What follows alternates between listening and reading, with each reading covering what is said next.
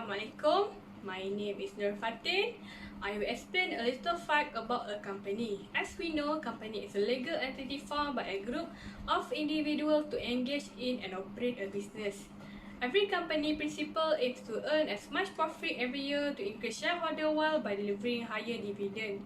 Every business uses a variety of strategies to increase profit and stay competitive in the fast-growing market. To increase earning, company must take proactive measures such as inventing and expanding their inventory. The firm then demand financial resources to fulfill their aim as fast as possible to maintain their market dominance. This event and transaction create a huge problem for organizations that are unable or lack to get funding to meet the needs of a growing market such as smaller business. So, the smaller and the weaker business firms are forced to choose either quitting the market or joining with another business or being bought out by large well-known financial companies. To avoid this situation from happen, this company use merger and acquisition because this is the only option for small and low-profit business to expand and remain competitive in the developing world. The main objective of the firm behind entering into the deal of merger and acquisition is to work with other companies that can be more beneficial as compared to work alone in the market. Okay, that's all from me. Thank you. I will pass to the next presenter, Wan Nur Syafiqah. Thank you to Nur Fatin. My name is Wan Nur Syafiqah and I will explain about the definitions of merger.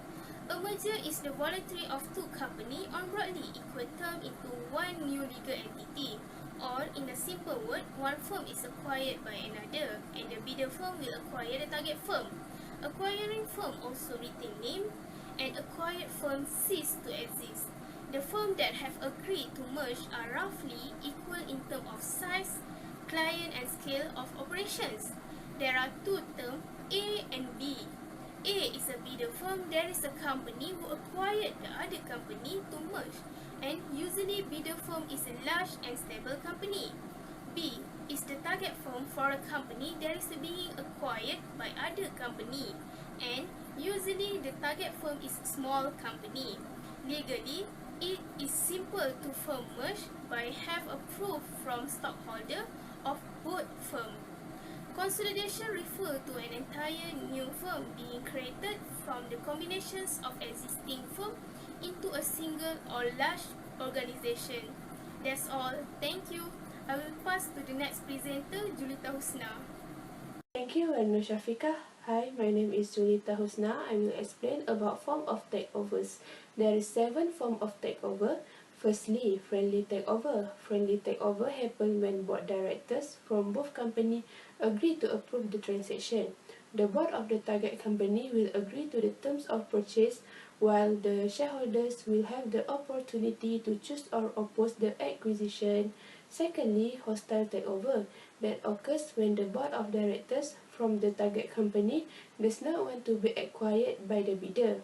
This only can happen in public company and they can refuse it if the price is unacceptable because it can endanger the company's prospects and potential. Hostile takeovers may be complete by either proxy fight or tender offer.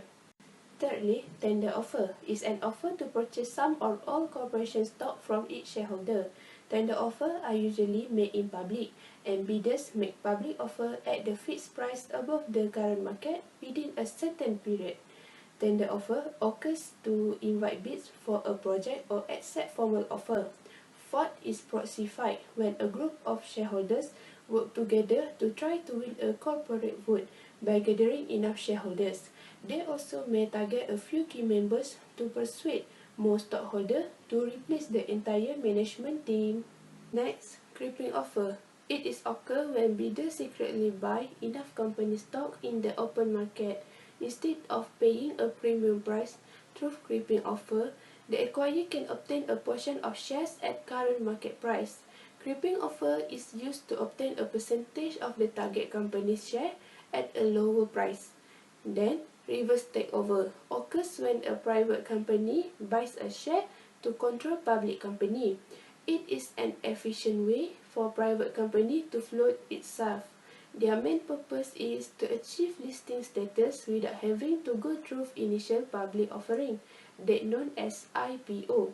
It is because IPO incurred more costs and time. Lastly, backflip takeover. It occurs when bidder company becomes a subsidiary of the company it bought. Bidder and target company are merged to form a single entity, and this takeover is unusual or rare type. The reason behind this is because target company has a wider customer base, stronger structure and better recognition than bidder company. Okay, that's all from me. Thank you. I will pass to the next presenter, Nur Fatin. Thank you, Julita Husna. Okay, what is definition of acquisition? Let me tell you, an acquisition is a business transaction in which one firm buy all or part of another company's stock or asset. This shows that acquisitions are commonly done to gain control of and expand on the target company's strength while also capturing synergies. After buying the firm, the first company, which is the acquirer, integrate the activities of the target company and combine with the original firm. Thus, the legal identity of the target company is gone, while the acquiring firm maintains its independence and continues to do a business as usual.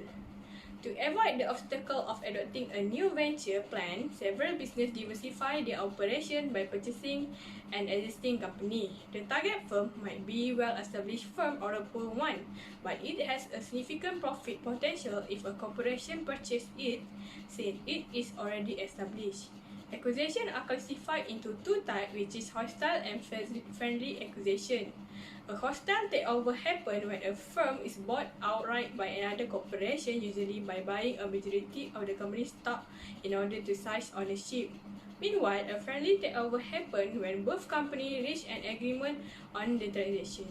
Okay, that's all from me. Thank you. Now I will pass to the next presenter, which is Ayunis Nazafika. Thank you, Nur Fatin. Hi, my name is Ayunis Nazafika, and I will explain about some type of merger and acquisition. The first type is horizontal acquisition. Horizontal acquisition are both of the firm are in the same industry. For instance, Sandabi Plantation combined with Bell Plantation. They both are from plantation industry, and for example, Facebook company acquiring WhatsApp company. WhatsApp are still existing with its brand name, but this is now owned by Facebook. They both are in the same industry, but the acquisition has led to both benefiting from each other's expertise. The second type is vertical acquisition. Vertical acquisition is the firm in different stage of production process. They are different at stage of cycle and industry of cycle. Instead, a big company are at the maturity stage and the small company are at the introduction stage. They combine two companies but in different stage of cycle. For example, a shoes company acquiring the source of rubber from rubber plantation. The third type is conglomerate acquisition. Conglomerate acquisition is the firm that are unrelated and completely different kind of business, sector, industry, and stage. The example of this can be a food industry acquiring a clothing industry. Reliance Industry recently took over Hamley, a toy production company. The last type is conglomerate acquisition. Conglomerate acquisition are the firms that are sharing a similarities either from production technology or distribution channel, but the activity of production from two companies are completely not related at all.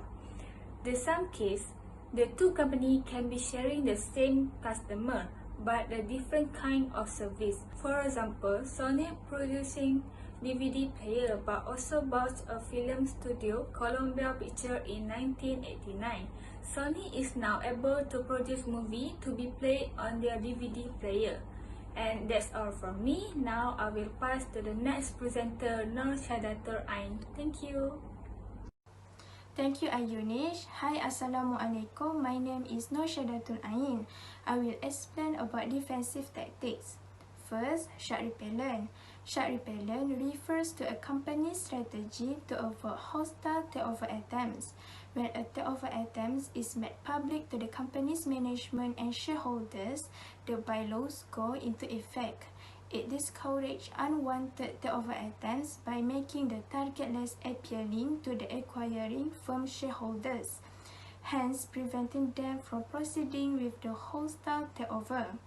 Second, poison pill, a technique that attempts to build a barrier to another company's takeover proposal by generating a new prohibitive cost that must be paid after the takeover.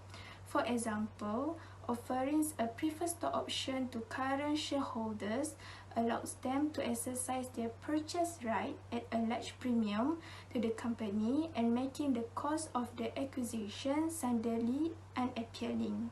Third, crown jewel. The crown jewel defense strategy in merger and acquisitions is when the target of a hostile takeover sells its most valuable assets in order to make itself less appealing to the hostile bidder.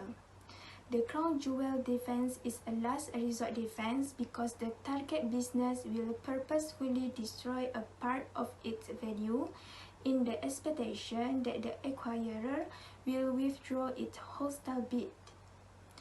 Next, golden parachute. A golden parachute is a large financial compensation or substantial benefits guaranteed to company executive upon termination following a merger or takeover a merger and acquisitions. As a result, they can be used as yet another takeover defense strategy to raise a bidder's overall acquisition costs. Then, white knight. A white knight is a friendly investor who acquires the company with the help of the company's board of directors or top-level management at a reasonable price so that the company can be safeguarded from a hostile takeover attempt by another possible bidder, that bankruptcy. After that, bear hug. A bear hug is a hostile takeover strategy in which a potential acquirer offers to buy the stock of another company for a significantly greater price than the target is actually worth. The acquirer makes a generous offer to acquire the company at a price that is more than what other bidders are willing to pay. Lastly, fair price amendment. A fair price amendment is a provision in a public company's charter that requires potential acquirers to pay a fair price for shares owned by the company's stockholders. The method for determining the fair market price that the bidders should pay have been stated in the company's charter and usually based on the company's previous stock prices. The goal of the fair price provision is to prevent hostile takeover by making the acquisition more expensive. That's all from me. Now I will pass to the next presenter, Wen. Thank you to Syaidatul Ain. Let's see the calculation of merger and acquisition between Melati Berhad and Kenanga Berhad. Based on the question and information given, we need to calculate the post-merger price per share. First, cash basis for VAB, RM 615,000, market price AB for the cash basis, RM 26 ringgit. For the stock basis for VAB, 800,000, Noso New 6,000 share, Noso AB 31,000 share, market price AB for the stock basis, RM 25 ringgit 81 sen. Next, we need to find out NPV of the merger. First, the item for cash basis, VB is RM 175,000 and the NPV for the cash basis is RM 25,000. Second, the item for NPV stock basis, Noso New 6,000 share, true cost RM 154,860, NPV for the stock basis is RM 20,140. Lastly, we need to find the price earning ratio per share after the merger. Market price AB for the stock basis is RM 25 ringgit 81 sen. The EPS for post-acquisition is RM 2 ringgit 42 sen. The price earning ratio is 10.67 times. That's all from us. Thank you.